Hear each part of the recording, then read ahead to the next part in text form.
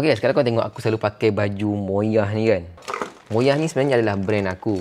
So, kalau korang cari kat TikTok Shop ke, kat Shopee ke, dekat mana-mana ke, akan keluarlah nama Moyah tu dengan produk-produk aku. Disebabkan aku terlalu sayang dengan Moyah ni, aku buat lagi baju baru. Yang ni warna merah, yang ni warna hijau, dan yang satu lagi warna putih. Ni baru siap tau, sebab tu aku nak tayang kat korang.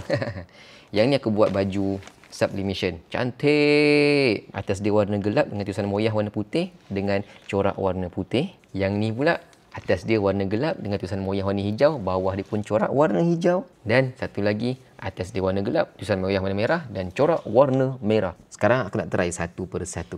Yang ini baju bias warna hitam, tulisan Moyah warna merah dan corak warna merah. Sangat cantik. Serius dah.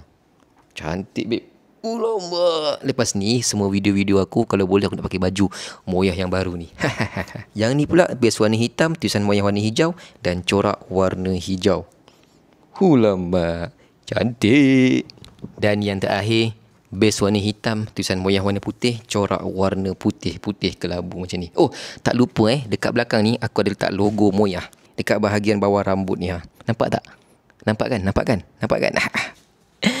Cantik kan? So lepas ni kalau boleh aku nak pakai baju Moyah ni untuk video-video aku. Cantik.